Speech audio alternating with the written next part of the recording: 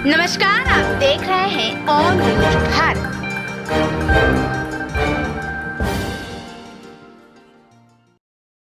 आज के press conference में आप सब लोगों का स्वागत करते हैं और आप लोग जानते हैं कि पूरे बिहार में हम लोगों ने यात्रा किया, जन विश्वास यात्रा, और हर जगह जो है लोगों का हुजूम, जगह जगह भर रास्ते, चाहे दिन हो, रात हो, सुबह हो, शाम हो, लोगों का आशीर्वाद, प्यार और विश्वास और ताकत लोगों ने दिया। इसके लिए हम सभी बिहार की जनता को धन्यवाद देते हैं आप लोगों के माध्यम से। और मात्र 10 दिनों के अंदर, यानी आप समझिए कि पिछले माह के 22 तारीख को ही हम लोगों ने ये तय किया था कि रैली हम लोग करेंगे, और 3 तारीख को रैली की गई। यानी केवल 10 दिनों के अंदर जन विश्वास महारैली हम लोगों ने किया।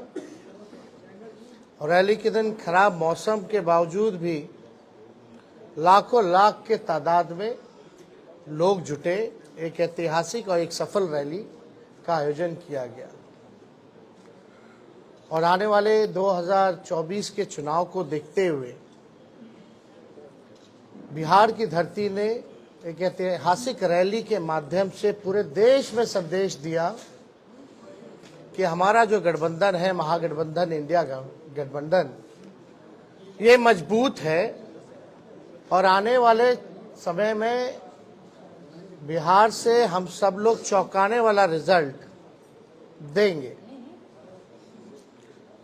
लोगों का जिस हिसाब से उत्साह था, एक एनर्जी थी, एक वाइब्रेंट रैली आप कह सकते हैं था।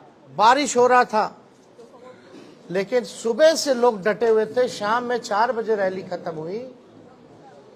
कोई जो है मैदान से हिला नहीं। जितना मैदान में लोग थे उससे ज्यादा सड़क पे लोग थे। तो एक ऐतिहासिक रैली हुआ। उन तमाम जनता को हम धन्यवाद देते हैं, सभी महागठबंधन के पार्टियों को, उनके नेताओं को, कार्यकर्ताओं को भी हम धन्यवाद देना चाहते हैं इस सफलता के लिए।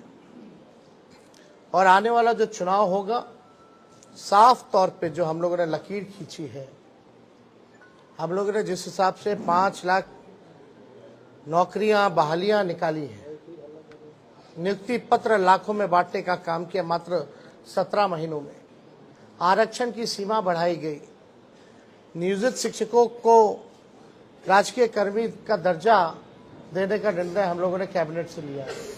स्वयं सहायता समूह, चाहे जीविका दीदी हो, आंगनबाड़ी महिला हो, तालमी मरकज हो, विकास मित्र हो, टोला सेवक हो, आशा दीदी हो, ममता दी हो, सभी लोगों के मानदेय को बढ़ाने का निर्णय इन 17 महीनों में हम लोगों ने किया।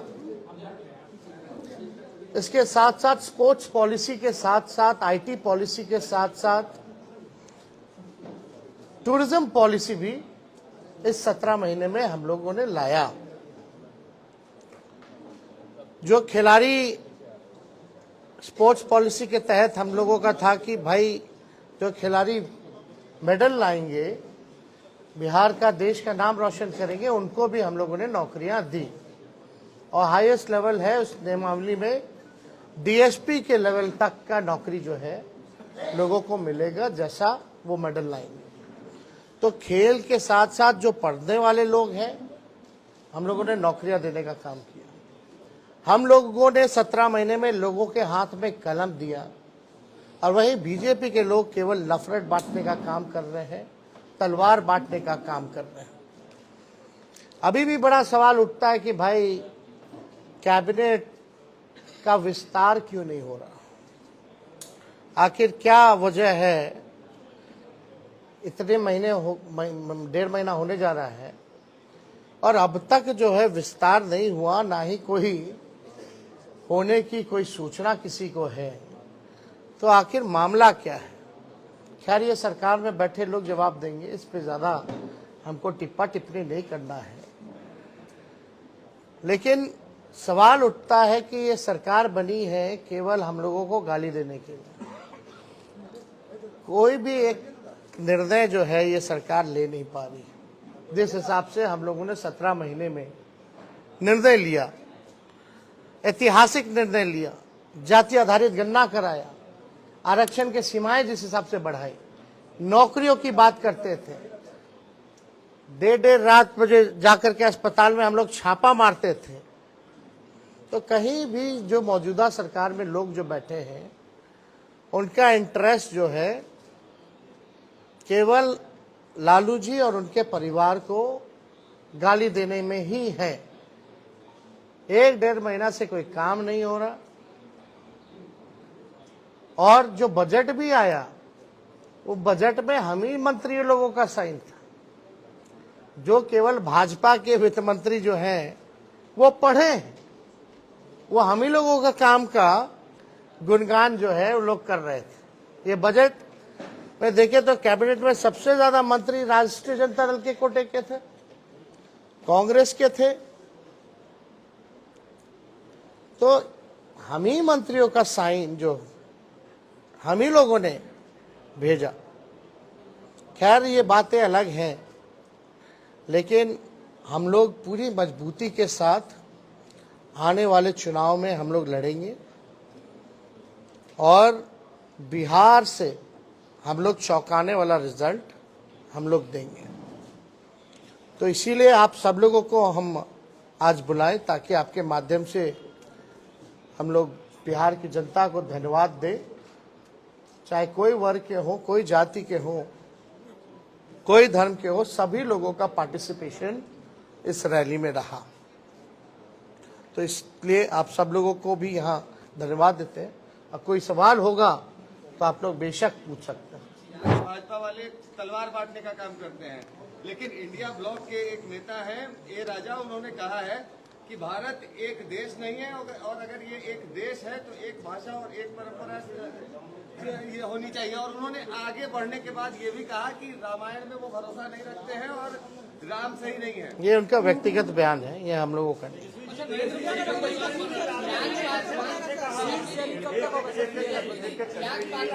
हमारा सीट शेयरिंग एनडीए से पहले हो जाएगा, अंतिम चरण में चिंता नहीं है।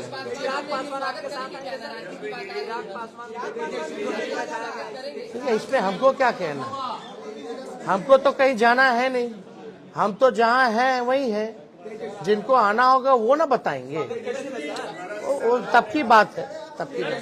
भूषण शरण सिंह ने कहा है कि मैं मोदी का परिवार हूं।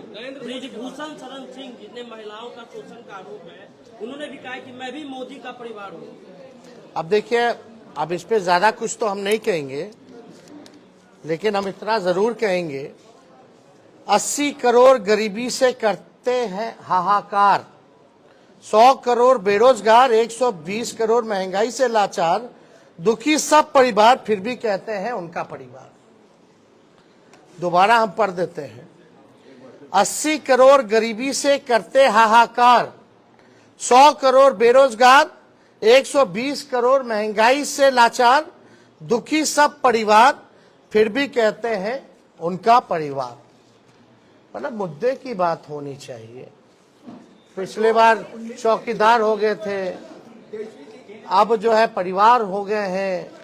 ये इससे नहीं, आपको बताना होगा कि आपने कितने रोजगार दिए, आपने कितने कारखाने दिए, आपने महंगाई कम किया कि नहीं किया, आपने पलायन रोका कि नहीं रोका, आपने क्या इंडस्ट्री निवेश बिहार के लिए क्या लाया।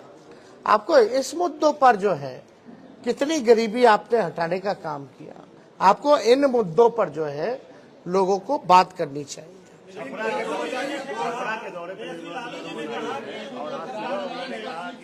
लालू जी ने जो बयान दिया था परिवार को लेकर के, मोदी पर जो सवाल खड़ा किया था, ये ओछा बयान है, इस तरह के बयान उनको नहीं देने चाहिए। इसमें तो सारा बात आ ही गया है, इसमें क्या कहना, कुछ इससे कोई फर्क नहीं पड़ता हूँ क्या कहना। शहरी के मंच पे रोहिणी आचार्य भी दिखी, क्या आने वाले लोकसभा चुनाव में वो भी उनको भी टिकट मिलेगा? सब बात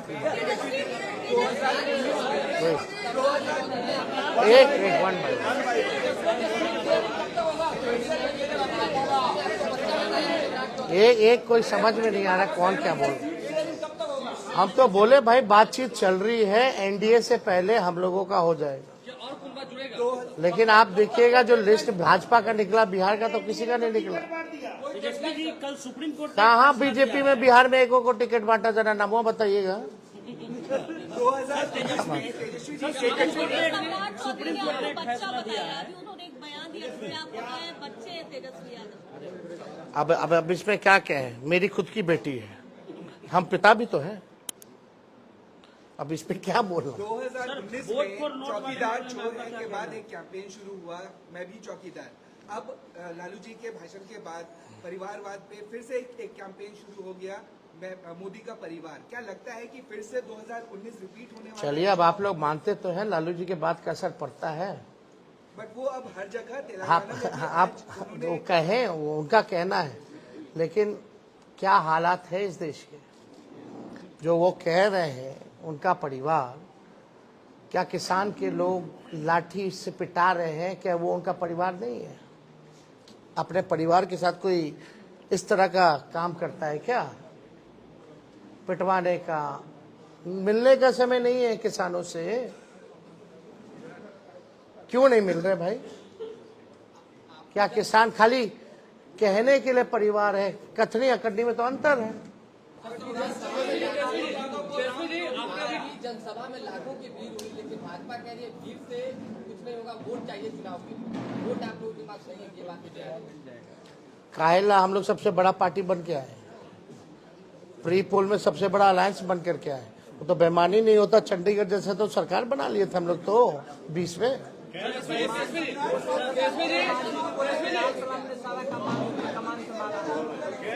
सब लोगों का योगदान है, और जो लोग कुछ भी कहते हैं वो अपना भी करके देख लें। सुप्रीम कोर्ट ने कहा, अब लास्ट क्वेश्चन आखिरी, वोट फॉर नोट का मामला सुप्रीम कोर्ट ने कहा है यहाँ जो 4 विधायक हैं उस पर कार्रवाई होगी, क्योंकि सुप्रीम कोर्ट ने कहा कि वोट फॉर नोट के मामले में पार्टी कार्रवाई कर सकती है।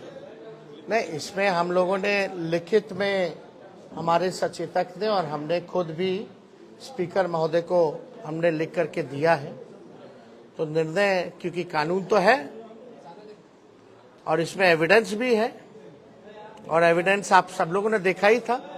कोई भी उधर का इधर आके नहीं बैठा, जो कुछ लोग थे इधर के ही उधर जाकर के बैठे हैं, ये तो सबसे बड़ा एविडेंस है।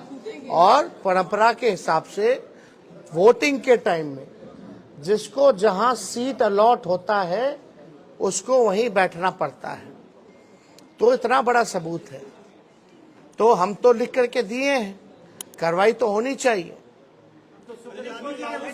अब अगर कुछ निर्णय नहीं ले पाते हैं स्पीकर महोदय, तो हमारे पास रास्ता खुला हुआ है। अब खुद कह दिया तो स्पेसिफिकली हम लोग जाकर के फिर लाएंगे। अब तो कम से कम स्पीकर साहब को निर्णय ले लेना चाहिए ना।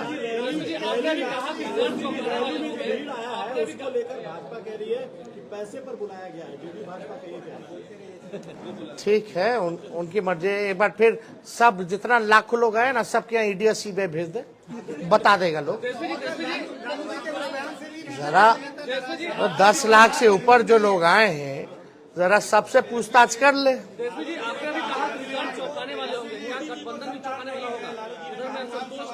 अभी आप हिंदू नहीं है, लालू जी ने ये कहा, तो उस पर भी नाराज है बीजेपी के नेता।